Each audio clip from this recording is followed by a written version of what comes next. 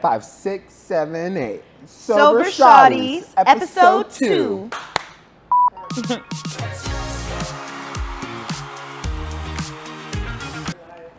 Yeah. Okay.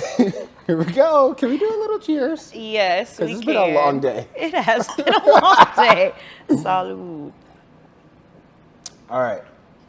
So, we are back with another episode. Oh, we got allergies this morning. We are back with another episode of Sober Shawtys.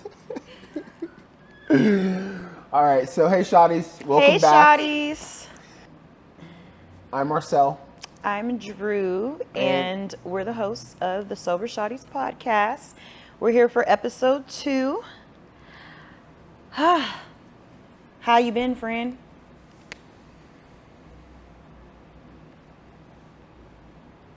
All right. I'm good. Okay. I'm good. I'm hitting 2 years on Sunday, and doing episode 2 right now is like, we kind of like did the first episode and got a lot of momentum from that, and we were so excited to film the next one that we couldn't wait any longer, and we put it on the books, and here we are. Here we are in 2 years, like, wow.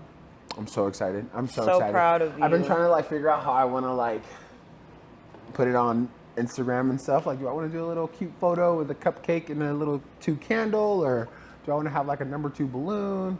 I want to do all of it. Yeah, right. Put it on blast. Everything, because 2 years, like, such a milestone. Incredible. That is. I love right. that. So we hit our milestones. Period. We Got me filmed hyped. episode 1. How do you feel? We did. Filming episode 1, I feel like every episode we film, I'm going to have a similar feeling, which, as most of you know or may not know, I'm a makeup artist in my everyday life. And every time I have a client, it feels like the first time I have a client sometimes. Like, Why? I don't know. Like, I the don't imposter know syndrome if of it all? I'll ever, even when I have to perform or whatever, like, there's always this, like, like, I have an appointment, no matter how normal it is or how routine. I feel like there's still excitement there, like, oh, I have an appointment, even though it's like, girl, I've been doing this for 8 years. But it can still, I don't know if some of it is imposter syndrome or just the excitement to show up and do the job, but it's just like, oh my God, like, we're really doing this. We was just talking about this, like, so I don't know if I'll ever not feel that every time. Yeah. Every time we get here and like lights, camera, action. Yeah, it's just like, oh, we're filming, girl. Yeah, I had that feeling too. Like, I swam in college, and when we would go to swim meets, like, they're obviously very intimidating because people are fast swimmers, and you're in this like race environment, and so the adrenaline's always there when you're at swim meets. Mm-hmm. And I always get the bubble guts and like butterflies in my stomach, always constantly nervous, and I always thought it was because I like didn't want to be there, but I came to realize like it was because I was excited to be there, and I wanted to do this for myself and do your best. Yeah, and do my best, exactly. And like that's why, and like you said, that's how I feel about coming here and doing this, and going over what we're going to talk about, and all of that stuff is just so like, oh my God, oh my God, oh my Atlanta. All right. Oh Jesus. Okay. But good. Yeah, I feel mood vibes. Sorry. All right. So, also this episode we are repping. Let's go. Alma maters. Go Rebels. Go Cougs. Oh, Hardly home, but always repping. Washington State University, yes. And no shade to y'all, but you are also a big part of why we was alkies out here. But that's okay. Part of the journey. They're also a big part of like why I didn't finish and like why I dropped out was because I thought like,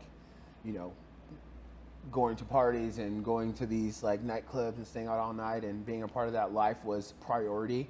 made me drop out of school, and like now I'm back and I'm finishing my degree, and you know, shout out to Yes. my job for, you know, doing like a program to where they pay for your tuition, so I'm not even worried about that. And I think like now where we are is I'm just so excited because I get to finally get that degree. The reason why I moved to Vegas was to get my degree in hospitality, and you know, we're doing it now. We're back. It's not how you start, it's how you finish. Come on. And also, you know, that's a part of the journey too. Like, school is tough, and there's a lot of life happening simultaneously with trying to, you know, get your degree, get your education. I think also when you're in school, you don't realize, I mean, of course everything feels like very hard then, but when you've lived life and, you know, you're almost, you know, you're creeping up on 30 and stuff, and being in school now, just your mindset and where you are in life, like, you know, you probably needed like that extra time. Absolutely. So when the student's ready, the teacher appears. You were ready. What year did you graduate? 2015. Okay, cute. See, Not another 5. I know. Okay. The last episode we talked about, you know, how we got here and like what the reasons were that we went sober. And now we kind of want to, you know, briefly go over that and like get into, you know, what now, like where we are now. So for me, for example, a really huge key factor in my life was I was paralyzed waist down for a month. Now, doctors didn't know where it originally came from, but it was most likely the shit that I was putting in my body, the substances I was putting in my body, that poison I was putting in my body that caused it. And I was in bed. They called it pseudo gout, which is basically gout, but they couldn't clarify it as gout, so they called it pseudo gout. So I was stuck in bed. I was peeing in mason jars. Nikki Saturn was, you know, literally like my caregiver for a month. It was a hot mess. And during that month, I was like, I just can't do this anymore. Like, I am relying on someone to take care of me. I have no one in my life that is like checking on me. Like, I'm sitting in this dark room by myself for hours. It was just a lot of self-reflection, and I knew that I just did not want to be there again. And so, yeah, that was a huge factor for me into, you know, the why and, you know, how I really pushed to get started. And yeah, I'm excited because now with my fitness journey, I just don't take fitness for granted anymore. I used to take it for granted. You know, I'm a big guy, you know, muscles are a little easier for me to obtain. But now I look at it as a whole different light. Like, my health, my wellness, my legs could be gone in the snap of a finger, and I just never want to take that for granted again. So that was the biggest takeaway for me. What about you, Drew? Well, first off, I remember this time, similar, as y'all know, our sober dates are close-ish. Yeah. But during the time when you were going through the gout, and literally I remember hearing that, and I was like, but you're not like old, You're you know? 27 years yeah, old. like what are does you that talking mean? about? What does that mean? And I remember we were over at Mama Saturn's house, and trying to get you to go to the hospital, and you were not going for it. He was not trying to do it, and we just were like, you got to do something, because we're not capable. And I remember me and Nikki were like ripping I had a nicotine vape pen at the time. We was puffing on that whole time. Mama Saturn was like, cut that shit out. Literally. Like, literally, y'all need to stop. But, you know, Nikki and I weren't quite there yet. But even that summer for me, you know, I was literally a month prior, I was just coming out of like intimate partner violence, like a very hard situation. I can't even like begin to explain it, but I knew at that moment I was like, I'm not ready to stop, but I'm going to have to, because one of two things is going to happen. Like, I'm not going to make it out. It's going to end up taking over.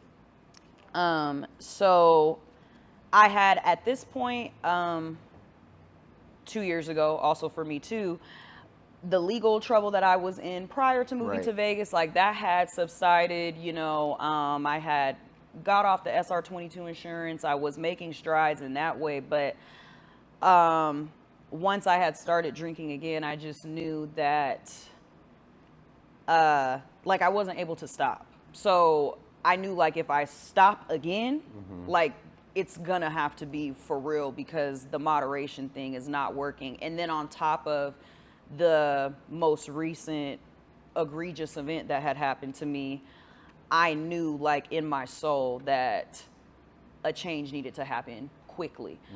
And I took my time with it. It was literally 6 months from that. And then, with your situation happening, that was another, like, it was, again, just a lot of things, like heavy things were happening all around us, right like before we went sober, and it was just so obvious. Yes. Meanwhile, though, still like, am I ready? But again, that's just a part of the process. Like, you have to, no one can make you come to the altar except you, but there are things that will force your hand, and you can choose to like hide your head in the sand about it. But like for you, health issues, and same thing, health and mental health. It just was like, and I had said like, I don't want this to be the thing that takes me out. I had told my ex that we had like a real heart to heart conversation. I was like, and I just feel like this could be the thing. So yes, not to get into like the assault of it all, we don't have to of it all put it in here or whatever yet, or however you want to go about that, but I think that's a huge conversation to have, because I think people do resort to drugs and alcohol when it comes to being in those situations. Do you feel like that was the story for you? Like, do you feel like substance abuse and alcoholism was something that increased your alcohol? 1,000%. Yeah, right? No, not no. Yes. So at school, it was my junior year of college, and fun night popping. We was out, I believe. We was Go out. Cougars? Yeah, go. It's Cougs. Go Cougs. Sorry, But he tried. We were out and about, and of course, alcohol involved. We're partying, having a good time. I met someone, and unfortunately, like, things went to the left, and as a result of that, I realized, like, I've been sexually assaulted. I've always like kind of struggled with how I want to describe it, or the words, like if I want to say, the R word or whatever, because that just has made it like more real. So that situation had happened, completely changed my world around me. I tried to do the right thing in terms of like getting the resources and trying to, talk to the police about things. Mind you, the day before this had happened, I was saying a poem at a essay rally that we had every year. Like, I was president of Black Women's Caucus that year. Like, I had a lot of things going on, and I was already in that lane just for, this to happen to me. I think literally the statistic is 1 in 3. And I'll double check on that, but I'm pretty sure that's what it is. So, being 20 years old, this happening, still having to be in school and like move through it, that absolutely changed my life, like 1,000%. And I didn't realize the weight and the heaviness of that until years later. And that led into, coping with hypersexual activity, coping with substances, but it didn't look like that because we're all drinking Everyone already. was So doing it, yeah. it's just like, okay, I'm just gonna like keep up with the Joneses, so to speak. But it really took a toll. And I just, if I could even speak to myself back then, you know, like I was carrying a lot, and I did do my best to reach out to other resources that were helpful. I did start therapy for the first time. It was free on campus. Like there was Black people in therapy. Yes, go. Please go. And I was just able, you know, I was able to have a space, but I remember talking to my parents. I remember talking to my boyfriend at the time, and like that response and like, what do you mean you let him? Like, I don't understand. And, you know, even talking about it now, it was just a lot for like little Drew to kind of take on, whilst also being in school and having these responsibilities and wanting to like continue to be involved and still having my boyfriend at the time. Like, it just crazy. Yeah. So it was like the first chapter of adulting, and all of that being piled on top of the standard things that you needed to do. And I know my story is similar to a lot with SA being a part, you know, like is one of the reasons, underlying reasons. But I never connected the two until truly the incident, you know, in 2023. Like when I started going to therapy again and seeing like how everything was interconnected. Yeah. And I say all that to say at that moment I knew like we're going to need to do something because all of that pain like that we're operating in, like it's not sustainable, and it's only like further putting me in these situations. Like obviously not victim blaming myself, but any time that I have had something literally horrific happen, 90% of the time that has been involved. You know, and 90% of the time. And when I even have listed out all of the different instances of like the SA or borderline or actual, you know, full on whatever, drugs or alcohol 1,000% are involved in some kind of way. So and again, that's not to say clearly like this happens to people who are sober too. If someone wants to do something, they will. But, you know, for me, I noticed the link. And, I just was like, okay. Yeah. What do we do about that? Honestly, like, good for you for sharing that, because that's Yeah. heavy, girl. And like, you're, you know, we're putting that out there into the world and like sharing that. Like, I'm just getting choked up just thinking about it. Right. Now, I'm like, I'm not trying to. That's awesome, though. Like, we're getting to the nitty gritty type. We shit, are, because like, that's what we need to do. It's real. So many people like shame. Like, so many of us are behind that, and whether it's from childhood or adulthood, you know, the things that we use to mask and just, you know, carry on, like that shit is heavy. And just how we were talking the other day, you know, in terms of like weight loss, right? I'm like, I'm literally 28 pounds lighter. I didn't know I was carrying so much, like literally, physically, mentally, emotionally, like it's heavy. And you don't have to carry it all, but you know, it makes sense why alcohol was the security blanket, because at least like I can feel at ease right now, or like my nervous system feels calmed down right now, or I can still date, I can still talk to guys, like I'm gonna just get lit. I have control over my body, you know, like they're not gonna take that from me. That's how I was using it also, like, well, this is empowering me, like, you know? Yeah. But when in actuality it was like doing the complete opposite. And you know, one could even argue too, like, I'll put it to you like this. I have said that God has used some of the like worst moments in my life. Like, if I were to be in church right now and give a testimony, it might sound crazy to people because I'm talking about all different things in the journey that to you might be like, girl, what do you mean? But that doesn't mean like I still wasn't blessed even when I was in them trenches. Like I still,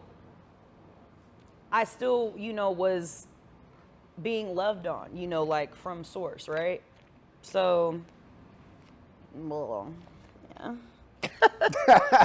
Okay. I was like, that was a lot. I don't know. That's fine. All right, that's I'm fine. done. The end of the Okay, podcast. good. We're done. So let's talk about like the breaking point and what those first conversations looked like with even ourselves.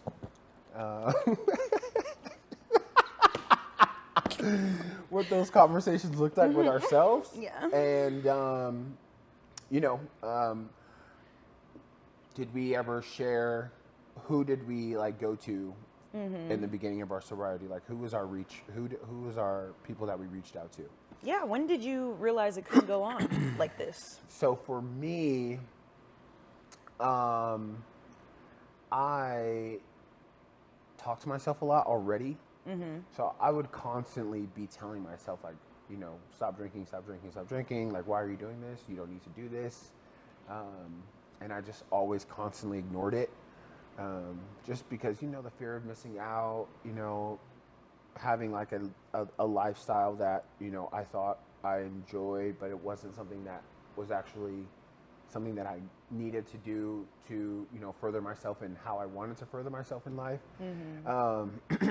So one thing for me was journaling, of course, and I know that me and you have both kind of like used that tool.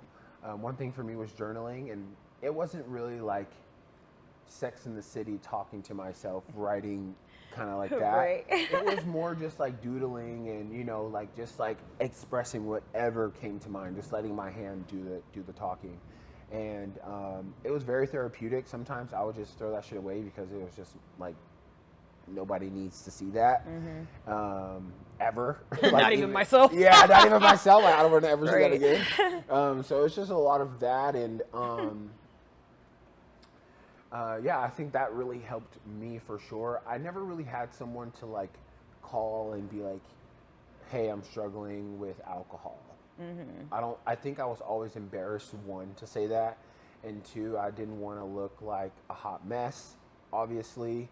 So yeah, it was really a really heavy self-development, self-discipline thing that took years for me to finally make that decision, because no one was really there to make that decision for me. Of course, my mom was like, stop drinking, but that wasn't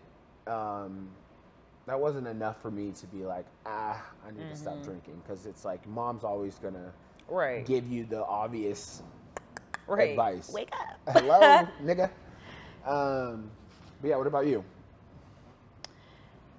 You know, a lot of little things over time. I don't really think my family, they never really said anything to me, but I don't think for them maybe they knew like to what extent things were. Well, your Vegas life was a complete different life than Washington for sure. And I'm completely away. Like, I'm out of state. You can't just pull up on me.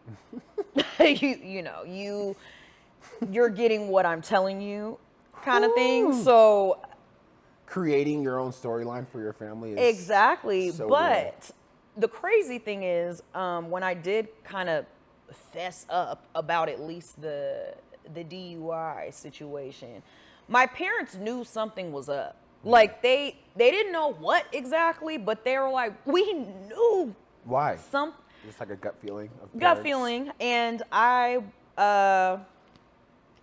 was traveling up to Washington a lot. Like, when I first moved down here, I had a lot going on. And I remember one time I surprised them. I came home, and literally my mom, as soon as she seen me, she was like, why are you here? Like, just looked at me. She's like, what's going on? You pregnant? What is it? Like, and I was like, I just wanted to see y'all. And she was not buying it. Like, she let me rock. She's like, okay. But, and she told me, she's like, I knew there was something going on with you, but we didn't know what. And she's like, and honestly, I understand you having to take some time to figure it out and process it, because as adults, sometimes you got to do that. But we could have helped you. You didn't have to like go through that by yourself. We would have helped you. But again, shame. I felt like, how could I tell you that I did this when I already was in a situation with someone else and I witnessed this happen to them firsthand? How could I tell you this when I've already, known someone who's lost their life from this, and just with, I feel kind of my reputation or how I think about myself, like why I can't tell you that. I have to figure it out on my own. I can handle it. I'll pay for it. Like I'm gonna handle my business. I did handle my business, but it broke me all the way down to where I'm on the phone 6 months later, like I did something. I fucked up and I cannot hold it in anymore. So, that was kind of first conversations, but even when I told him that, I dumbed it down a little bit. Like, oh, well, I got in trouble, but it was more so like this. And if they're watching this, they're probably going to be like, girl, but I did. I still kind of smoothed it over a little bit, but no, I was absolutely lit. Yeah. I was absolutely lit. Yeah. And,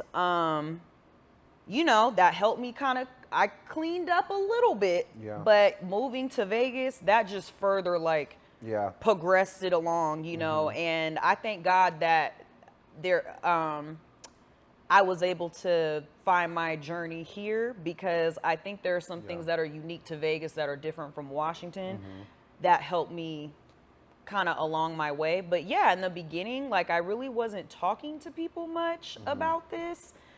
I would speak to my parents, I would talk to friends, but it wasn't too many people who I feel like you really felt me, where I was coming from. Yeah. And what I was experiencing. And even now, I do know there's space held for me, but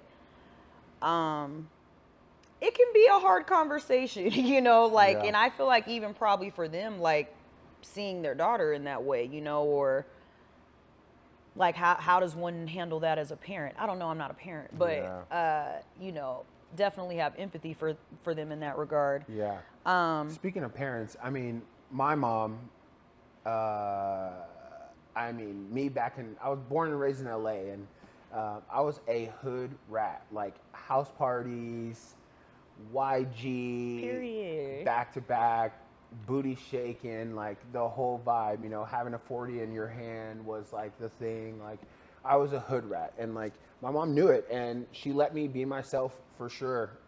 Again, being myself was, let's spread that a little thin, but she let me be whatever I wanted to be in that moment. And I would come home hammered, I'd be fucked up, I'd be out all night. And she would check on me, but she also always knew that I'd be okay, which was looking back, I'm damn, I was kind of a fucking hood rat, and she always knew I'd be home and all that stuff. Never really worried about me in that aspect. But where was I going with that? Oh yeah, so basically Miss Red definitely was a huge support system into letting me be myself. But if she knew that I was doing the shit that I was doing, she would have easily shut that shit down for sure. Yeah. She would have easily shut it down, and she would have easily been hey, you need to be doing better for yourself. And I think, even with my parents, I've just always worn it very well. So, and probably for you too, even with her seeing you organically, I know a lot of parents also are well, hey, I know what you're doing. They want that open communication with you. So that even could have been her support, way of supporting, okay, maybe he'll grow out of it, or maybe, this is just what kids are doing. Exactly. This is just what the kids are doing. Even my parents. This is what I was doing. Exactly. Yeah. Even my dad, who I grew up with them not really being drinkers in the house, and I knew, this runs in the family. He would very much caution me, take it easy, da da da. But I had noticed him lightening up as I had turned 21, and he's coming to WSU for Dad's weekend, and I get to have a beer with my dad now, and he's at the bar with me, and we're having wings. And I had this drink I used to love, y'all, called the Iguana, and all I know is it was green and had a lot of tequila in it. And I get a double Iguana, a 10-piece wing with fries, and that shit was $11. Yeah. And we was locked and clocked in, vibe, and it was fun, us vibing in that way, because it was different, Breaking and I wall. felt we're Bonding. just getting so close. And You know, that's not to take away, obviously, from being lit and you having moments with people, but when you're on the other side of it and you really see it for what it is, I had said to them this time around, I don't want to connect with y'all in that way anymore, because not to say that it's not authentic, because it is. I do think your lit self is just another side of yourself, a shadow side, maybe a hurt side, or, you know, the side that's like ready to let loose, that feels subdued. But I'm just like, I'm not my authentic self here. Like, Correct. there's like, obviously you're my parents or even friends, you know, like, it's not that what I'm saying is not true, but I don't want to connect with people. I don't want to bond over liquor anymore, because that's not me at the core, but I'm trying to find her. You know, like, I don't know who that is, but it's not sitting right in my spirit anymore. That's but I so don't know good. how to, like, how do I say that? Yeah.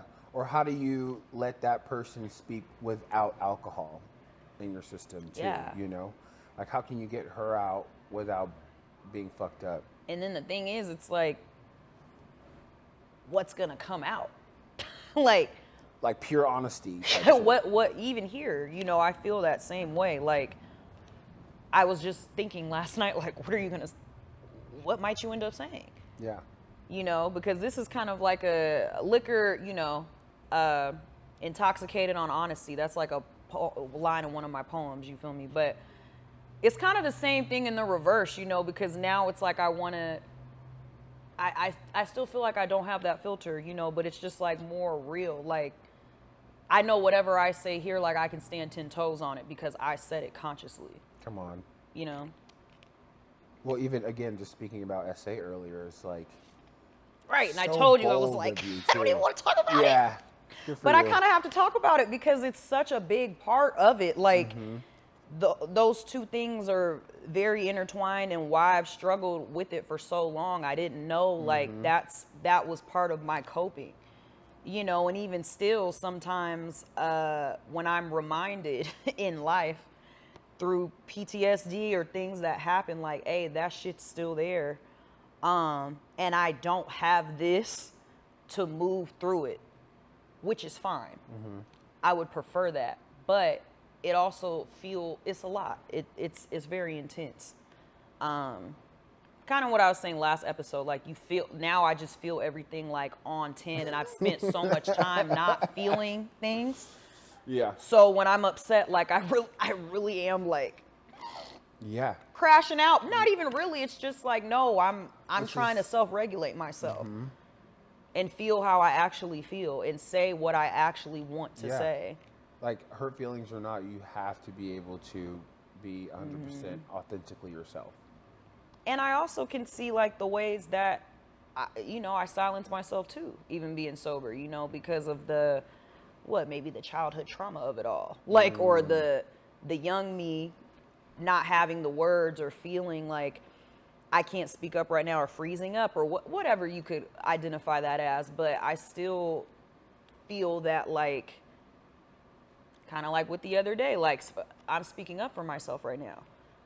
I'm not used to doing that in this way, so it may look very intense to somebody watching me, but it also feels like a Hail Mary to me, because Little G I is had, like, like, good she's job. screaming. Yeah, like, she's like, let me, no, like, I didn't like that. Yeah. And, I think that's, like, I don't like feeling that, but it's definitely necessary, and I'm happy that I can, do that now. Well, you feel better that you're able to do that, because at the end of the day, that's how you should be able to do everything. You know? How did you feel your mindset starting to shift?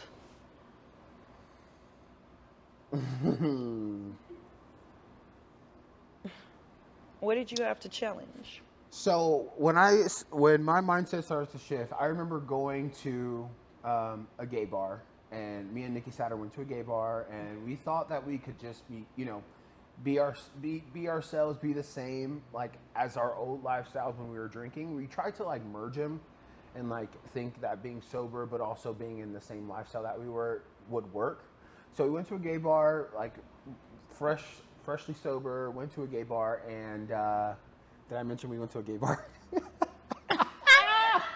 Tell the people which one. Was it Charlie's? Was it We Quad's? went to Garage. Oh, y'all was at Garage. Okay. So we went to Garage, and they always have like they're like the spot for the happy hour drinks, right?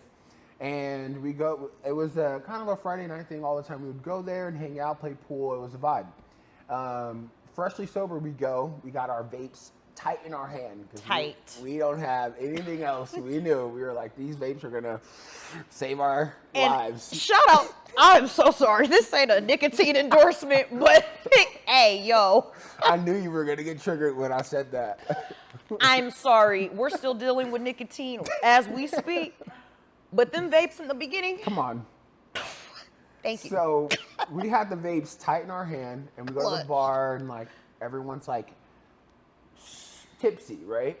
And we grab a zero alcohol beer, and we have a beer in our hand. We have our vapes. We're trying to like vibe. An hour and a half passes, and we see people kind of like transitioning into like tipsy to like spooky. Yes, Crazy, we see scary. the transition, and like we're just like. Me personally, I'm like, okay, I'm like, all of these emotions are going through me. I either want to drink, I have this like FOMO feeling, I'm having anxiety because I'm like, these people are drunk and I don't know how to like, how to conversate or how to like maneuver through these things. I'm seeing people go to the bathroom. I don't know if I should tell people, but I'm seeing. If you know, you know. If you know, you know. If okay. you know, you know. People's going to the bathroom. I'm just seeing it all, right? I'm just like Getting sitting that here, pinky like nail watching out. it. Like I want to be a part of this, but at the same time, the other side, I'm like, I hate this right now. Like, why am I here?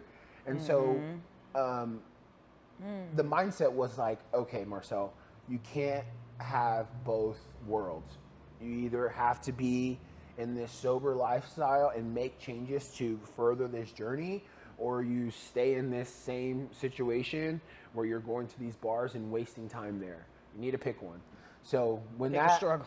Yeah, and when that happened, I don't think we stepped into a gay bar for a good 6-7 months, and we started going to the gym more. We utilized that bar time to go to the gym. We utilized we made date nights. We try to utilize that time as much as possible to, reconnect within ourselves, reconnect within our relationship. And that was like the huge shift for us. And yeah.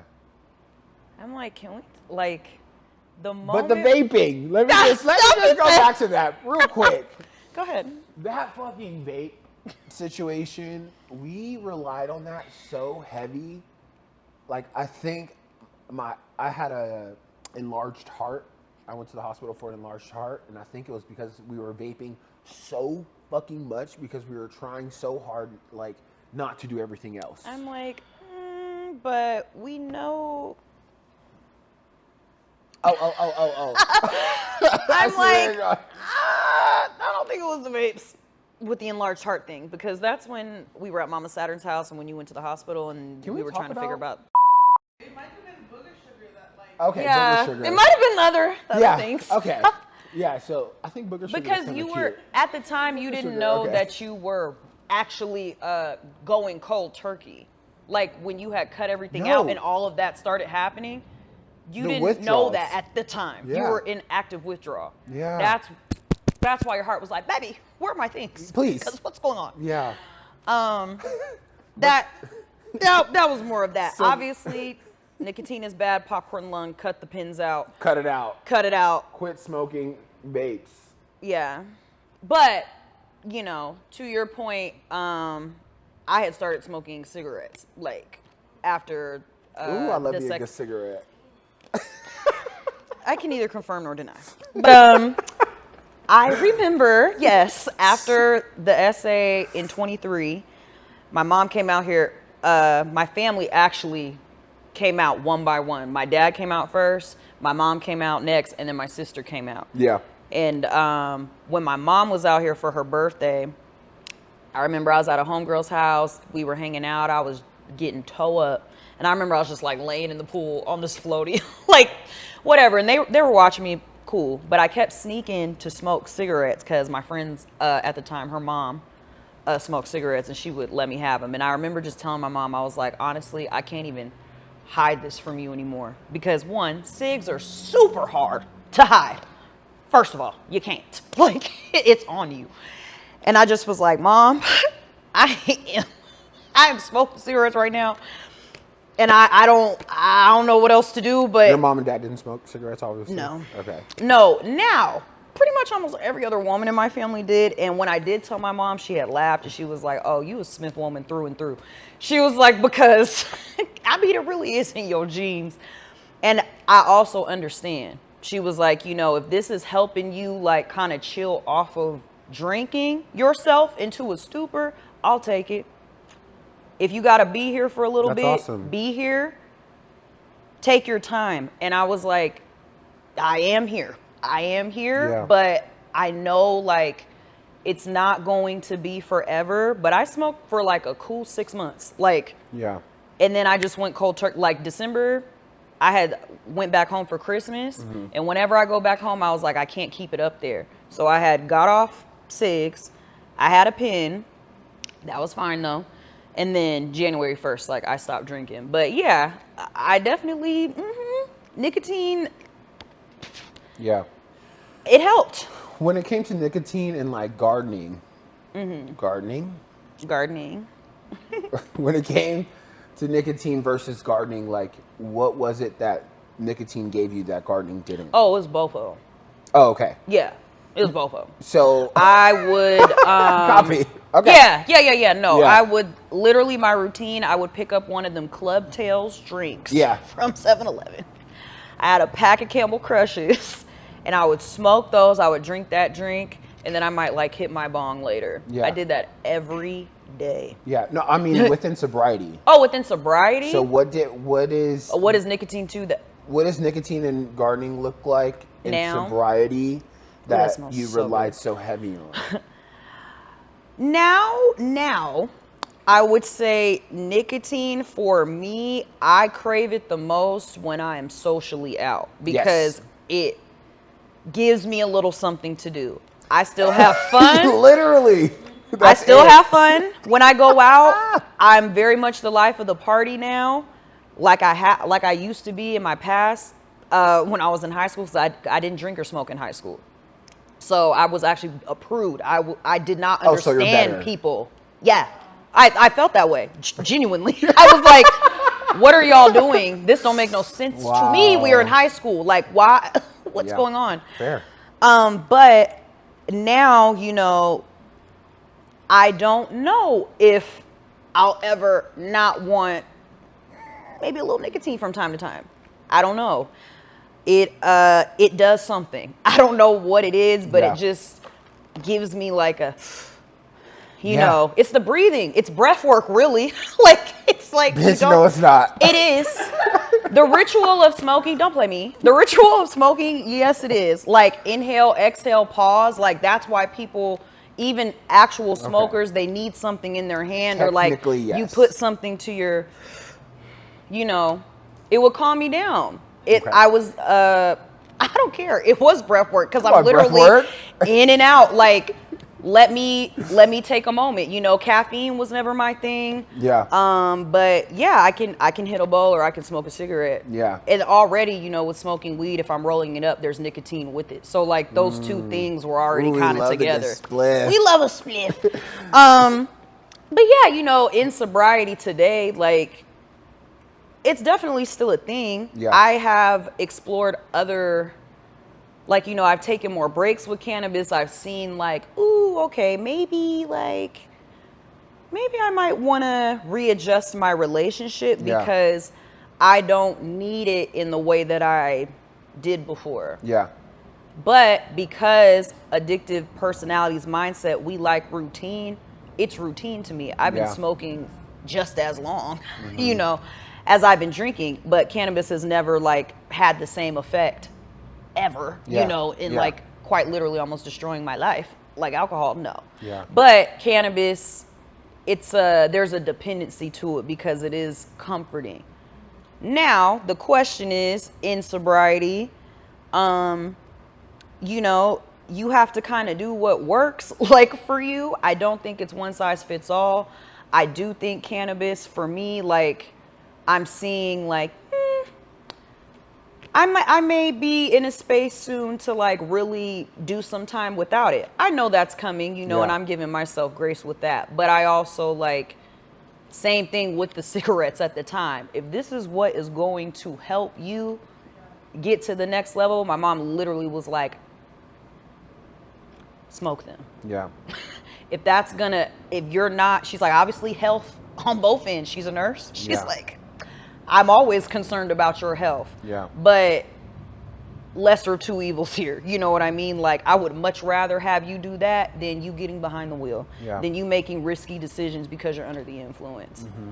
And when you're ready, you can let that go. Yeah. And since then, I have let cigarettes go, you know, but it's just like when I feel stressed, when I'm out, you know, and you feel, I don't want to drink, but I want to do something. Yeah. That's where that comes in. Yeah. For my sobriety, I don't smoke weed. When I did, though, it was very much the same thing with alcohol and everything else I was doing. It was just something I felt like I needed to do. But then again, when I hit that 1 year mark for everything else, I was like, fuck it, I don't need to smoke weed anymore either. Mm-hmm. But when it came to social settings, cigarettes were like, and vaping were my safe haven. Like, it was just something like, just gave me like a little bit of chill in the body, you know? Just that little bit. That little flow that you get in your body. Yes. And it helped so much. But after all of that, and after seeing like what it was doing to my body, I was like, it's not helping me anymore. Mm-hmm. Even in the social environment.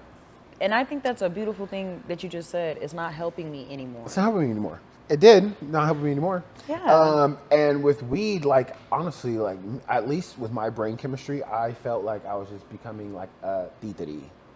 You know what a titeri is? Yeah, I do. A titeri? A titeri. I was just becoming a titeri hard, and I just like was like, okay, I need to like get back to working my brain a little harder because I feel it going like down the drain. So yeah.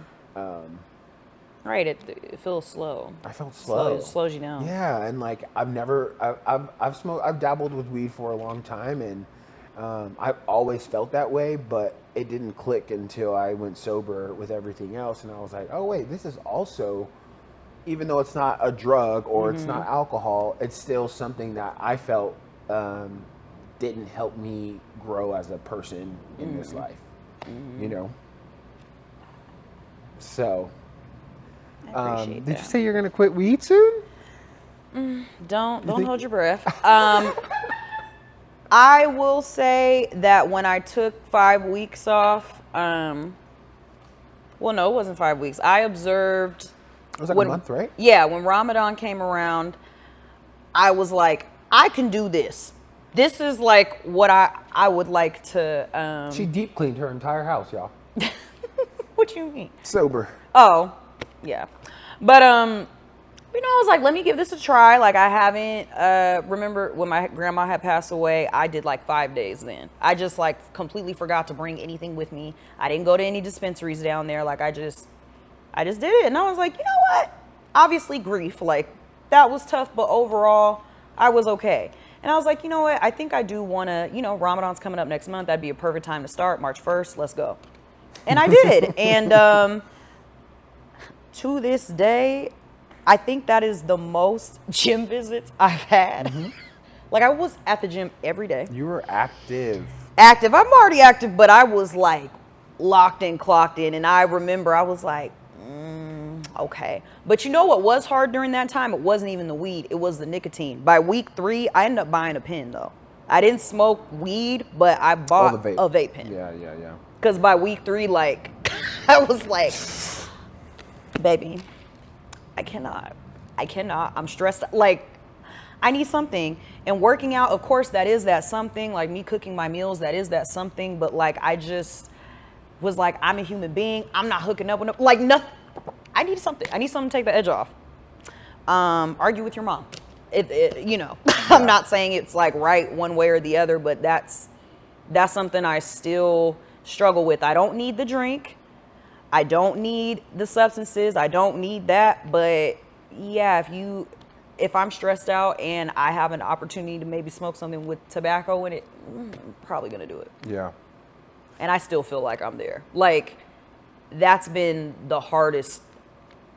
I mean, I don't think nicotine's harder than alcohol, but I do feel like that's like one of the last things on there. And I don't know, like I said, I don't know if that's gonna ever leave me. I would hope it would, but also I'm okay with the occasional, you know, whether it's a vape or a cig or a hookah or whatever. Because also hookah is nicotine too. Everybody who's over here like, wow, cigarettes, you smoke a pack of those when you hit hookah. And I like hookah too. But same thing, you know, we're all, and a lot of people, you know, AA, that's one of the jokes, like caffeine and nicotine, like those are.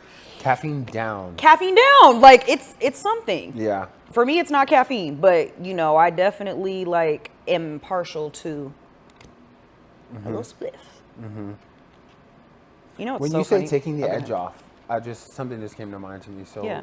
when you say taking the edge off, aside from you know, smoking weed or I'm sorry, aside from gardening or having a cigarette, what is something that you do to take the edge off in like a more natural way? I'll dance. Like on the pole? Yeah. Yeah. I'll dance. And yes, I said on the pole. Yes, on the pole. Get into it. I'll dance. I'll stretch. And honestly, not to bring cannabis back into it, but I would love to smoke and stretch. Like, I could literally be locked in for like 45 minutes and just have on music in the background, or I'll be listening to a sober podcast. Yeah. Something without weed or oh, without weed. Yeah, like well then like completely dancing, natural. pole. Okay. Still stretching. I don't have to be high to stretch. Yeah. The gym, journaling.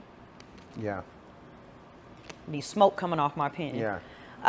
And then of course phoning a friend. Like once I got to this second round of sobriety and us, you know, finding each other in this and connecting, like that helped so much. Yeah. And the village that started to emerge around me and the people that started to fall off, like there were more people in my corner than I realized that were able to not only relate, but also where I could find solace. So I think, you know, of course the inner work, the reading my Bible, the listening to a sermon, the gospel music, you know, on a spiritual tip, like I have a morning routine now. I have my skincare routine, like me doing, and again, when I was really low and I was like, all I can do today is I can cook my food. Yeah. I can go to work. I'm still smoking a cigarette, but I can do that. That's the same mindset. Like, I know I can put energy into my food and receive it back to me. I know I can talk to myself today, even if it's hard for me to say it, and that will come back to me. I know I can like physically like hug on my body and move through this as best I can, you know, with the tools, with what I have. And that's literally what I was doing every day, you know. And once, especially sobriety, we did dry January, the momentum just started to pick up. Yeah. Like, and now I have somebody to do these things with. And you know, in the beginning, I was kind of ahead of you. Like, I don't know how many months I was when we had talked, but I was a couple in. To now, round 2, you was already 6 months ahead, you know, and I had like an anchor, you know, like, okay. And seeing you like, all right, like, you know, he's in this and I feel like I'm in this too. Like, I feel like I'm ready because I really woke up on January 1st, like, it's time. Yeah.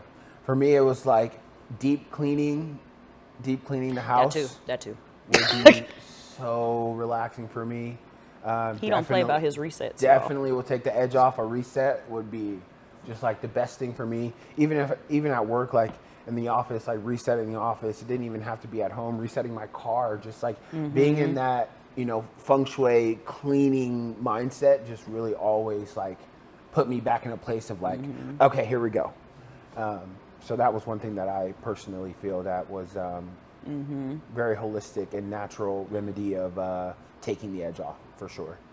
I love that. A natural way to take the edge off. My plants. Exactly. Yeah. My plants, reorganizing things. Yeah. Talking to my nana on the phone, like just Like you said, the phone calls. Yeah. Yeah, just being able to, and like I said, the friends, even though some of us aren't friends like now, people were doing what they could in their capacity to help. Or like, hey, my friend over here might be lit, but I got you your drinks. I got you your sparkling water. I got you your Red Bull. Yeah. Or, you know, when you're over here, I made sure I got these things for you so you can still like be here. Yeah. Because I still want you here. You know, it was little things like that too. So being the outsiders that we are, because we love partying and we love being outside, what did your first night of going out and being at the club or being like in a Friday night lights environment look like sober? And like, obviously now you can be there and just be big chillin', but like, what did that look like at first? At first, not gonna lie, I would get irritated. So super quick. I would get like so annoyed just with people. Like, stop talking to me. Or me realizing, you know, like, gosh, was I this annoying? You know, like, was I this obnoxious? Was I like just conscious of everything going on. That's happening. Magnifying glass, everything. You know, the first round of sobriety, that was really rough for me because back in 2021, I had birthdays of friends back to back. So I had first got sober in October, and then I had a friend whose birthday was in November, and then one who was in December, and I traveled to both of them. And when I did that, you know, business as usual is still going on with these friends and stuff, and I am trying to have a good time. I'm trying to be present and be in the moment. And I just remember hating that shit. Like, I was just like, again, what's wrong with me? What's my problem? Why can't I be normal? Whole time, none of them are really normal either. You know, like, we're all battling our own things. But it was kind of shitty. Like, it wasn't my favorite thing to do, which is so funny because now the contrast to that is I don't club and stuff how I used to, but when I do go out, I quite literally have a ball. Yeah. I have the time of my life. I'm having so much fun, and people are so surprised. Like, they're like, you're not lit? Yeah. And I'm like, no, girl. Like, well, even your birthday, when we were in the karaoke room, I was like, we are majority sober in here. We are probably the littest people in this whole club right now. Having a blast. Like, that was so fun. It was so fun. Like, can we do that again? We need to do it again. We need to do it again. Karaoke, like, chef's kiss. Yeah, that was perfect. Incredible. That was perfect. And I'm just like, you know what's funny? I had a journal entry in high school that I wrote. Damn, you got a memory of a... I do. I keep all my journals, though. Okay. And it's funny because my nana calls me an elephant because I have a memory like that. You did not just say elephant. I know. She do though, like, cause she's shout like, out to the elephants. Shout out. She was like, you're my little elephant. You remember everything, which is crazy because my brain is like fried. But anyway, same. Right. Woo. Me and my two brain cells. For sure. But I had a journal, and in it I said, I was, again, being very sedity about this because I did not like the drinking and drug shit. I was like, I stay above the influence. I'm on that natural high status. Wow. And I said that at 16. And I remember I was like, God, I want to get back here because I used to have so much fun. I used to have so much fun. Yeah. And I was dancing at the parties. I was active, but like I wasn't doing any of that. Yeah. And I feel like this year I got back to that. Like, yay. I have had the time of my life in like wow. turning up, and I'm literally here with my soda water or like my Red Bull and my friends, you know, and also the people who have been around me, like, even if they are drinking, they're still aware of me, you know, like they haven't been sloppy. They haven't been, you know, because again, it's not that people can't drink around me. That I live in Las Vegas. I work with alcohol. Yeah. You know, it is what it is. It's just like how you move with it. And I just was very appreciative by those in my circle who still thought of me while we're still out having a good time. Because at the end of the day, like, you can't, you know, some people do choose to be very strict with, like, I'm not doing this, I'm not doing that. People who drink, like, I can't be around that. And you got to protect yourself. But also, like, you know, it's just not realistic, like, with depending on where you live and where you're at. And I had to learn how to, like, do both. Like, I can be here and I can still have a good time, but I know my boundaries. I know when I'm ready to go, I'm ready to go. Yeah. I know I'm going to drive myself here. And if you would like to come, of course, I will take you home, but don't, like, I'm not just the DD for everyone to act a fool, you know, and I got to babysit y'all all night. That's not fun for me. Yeah. I want to have fun. When I'm ready to go, I'm ready to go. And that's that. And I've been able to, like, really find my lane in that. Good. Because I still love to, you know, life of the party, like, and I still was able to find that. Yeah. Took a little bit though. Something if I could say to day one me, would definitely be encourage yourself, keep going, and baby girl, you about to look sexy as fuck. So keep going, keep going. I'm being funny, but honestly, like, no, like, just one day at a time, one brick at a time, like, just, it's okay. And I'm here with you because me today was talking to me 2 years ago. Because this already, like, existed. I don't think day one me would have even listened to anything anybody had to tell him. Fair. I think that if day one me was getting advice for someone, he would definitely listen to it, but would have taken it with a grain of salt. And just, you know, everything happens for a reason, and I'm grateful for everything that has happened because it's gotten us to where we are now, sitting here, and, like, the relationships that I have with people, and just overall experience of life that I've learned. So if I had to say something to day one me, I would just, you know, just kind of just, like, slowly watch over him and just make sure that, you know, he was okay and was still alive and was, you know, slightly taken care of. Had that little, like, here, let me push you in this little route just so you don't hit that end mark. So I would just be there for him as much as I can. I love that. And I love him. Yes. Love you, Drew. Love you, Shawtys. Well, Sorry. say your name. Like, love you, Sel. And also, we love you, Shawtys. Shawtys. I'm getting emotional. I know. Thank you guys for tuning in. Hope you had a great time listening to our chaotic stories. We'll be back with another episode for you. And Catch us on Sunday. Sober Sundays. Sober Sundays. Love you, Shawtys. Bye, Shawtys.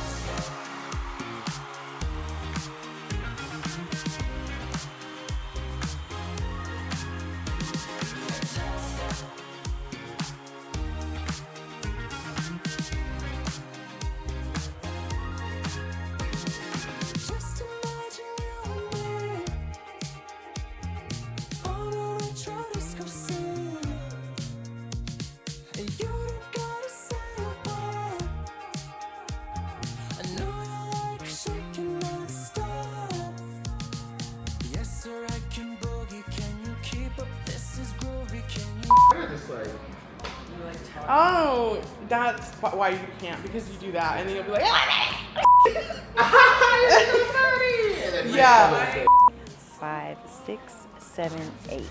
Sober Shawtys, episode 1. 2. I lied. It's hella 2.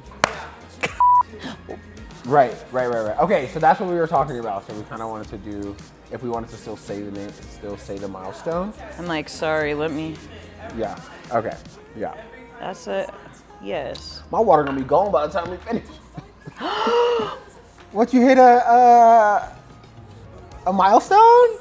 Oh, it's just because this is my 600? number. This is crazy. 555 days Stop. today. The numbers. The numbers, the numericals yeah. are all lining up. I love it. Wow, 555 days. Now I feel like I need to get a tattoo 555. today. I feel like I need to get a tattoo today. I feel like I need to do that.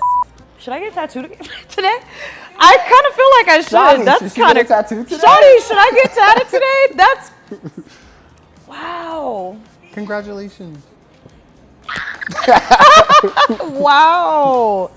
Okay, so so last episode we had got into the why, the moments that led us to even consider sobriety, and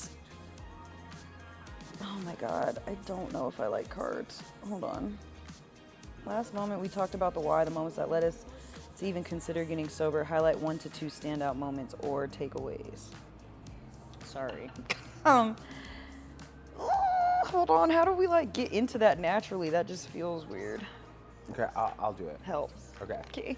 All right. So doing this and going over our what we're gonna talk about and all of that stuff is just so like. Oh my God. Oh my God. Oh my Lanta. All right. Oh Jesus. Okay. But good. Yeah. I feel mood vibes. Sorry. All right. So